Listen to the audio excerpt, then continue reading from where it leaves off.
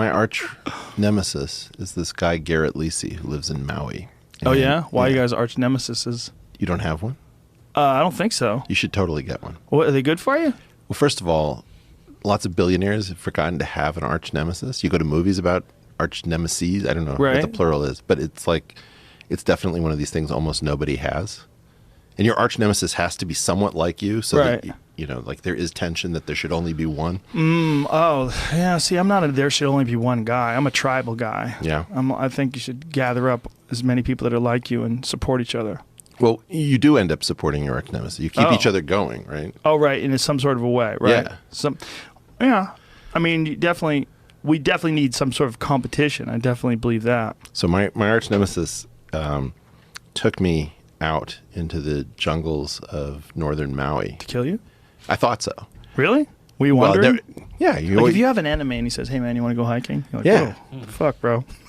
Well, I was down for it because I just thought, look, I'm not sure that he's the one who's coming back, right? Right. Yeah. Anyway, we go out on this trail, and we're visiting this PhD mathematician in the jungles. Whoa. And it is, without question, the most mosquito-ridden place I've ever been in my life. Yeah. It's unlivable. Maui has some incredible rainforests. Incredible. And we get out along this trail, and we hike like a mile or two in, and this guy has built Shangri-La. He's taken this river, and he's been there for like 25, 30, 40 years. And he's a mathematician? Yeah, he's like a PhD in differential geometry. Wow. And he like lives under this amazing durian tree. If you know like Wait the a minute. nastiest fruit in the world. Durian is that? Yeah, that's that stinky fruit, right? Why would he do that? Because if you've ever had great durian, it's one of the great pleasures of life. Really? Oh man. So it stinks, but it tastes good. Yeah, it's like Limburger cheese. Oh, okay. That's a good analysis. So, anyway, this guy has built this like solitary world that nobody is watching. Like it's just it's a performance for one, and it's like this naturally sculpted wonderland that he lives in with all these mosquitoes that he doesn't notice under his durian trees, where he can do mathematics. Why does he not notice them? Because you've been there for 30. Yeah. Time. Oh, this is my 8D surface paradise. This is my arch nemesis when I was telling the story last time during Sober October. Yeah, Garret Lisi. How he took me out into the jungle to meet this sort of differential geometric warlord who lives in the north of Maui. In the jungle? Yeah, Maui. far from, yeah. Whoa. You don't remember this? I do now. Yeah, you cut off my story, man. Did I? Yeah. I'm sorry. That's all right. Go for it. Here we are again. Put that back up. So. Whoa. What is that? Well, this is based on the 8-dimensional, I'm almost certain it's going to be based on the 8-dimensional root system. So inside of the 248 dimensions, there's an 8-dimensional donut called a torus, like an 8 torus. And it generates this pattern. And that pattern, in some sense, encodes the instructions for building the 248-dimensional object. So somebody probably pushed an 8-dimensional thing into 2 dimensions for your viewing pleasure. And does this accurate? Like when you're looking at this image that we're seeing, does that make sense to you? I mean, I can relate it to things that make sense to me. If the idea is, can I look at it the way I'd look at a barcode and say, oh, Tide unscented? No, I have no idea. But this is an accurate representation if you're looking at it in 2 dimensions. Yeah. So what I'm trying to say is, you don't even know to worry about this pattern. Right.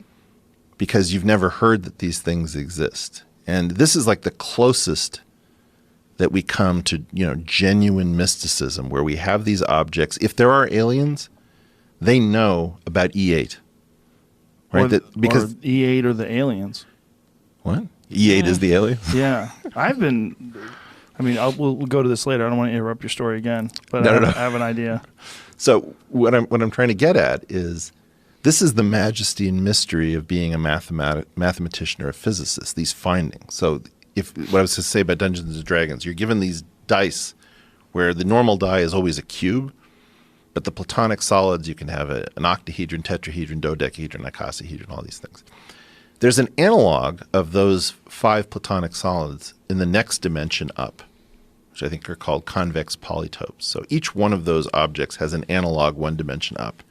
But it was found out in the late 1800s that there's a new platonic solid in dimension 4 called the 24 cell. Do you want to bring up the 24 cell?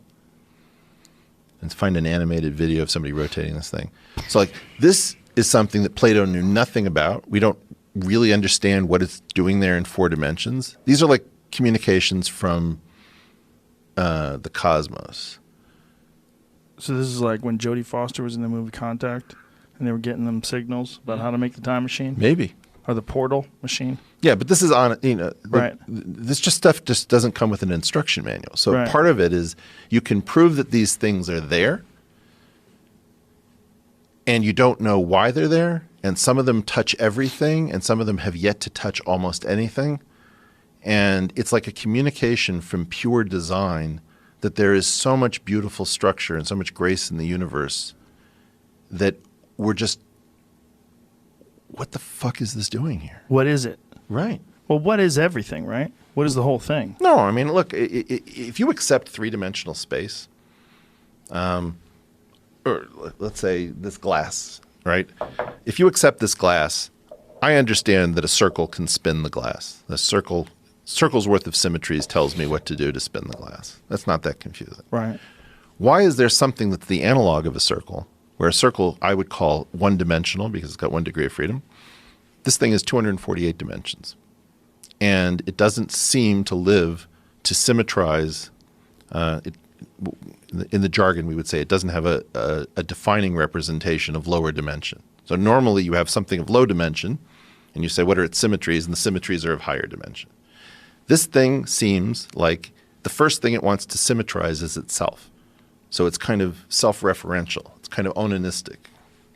So it's like a 0 point of creation?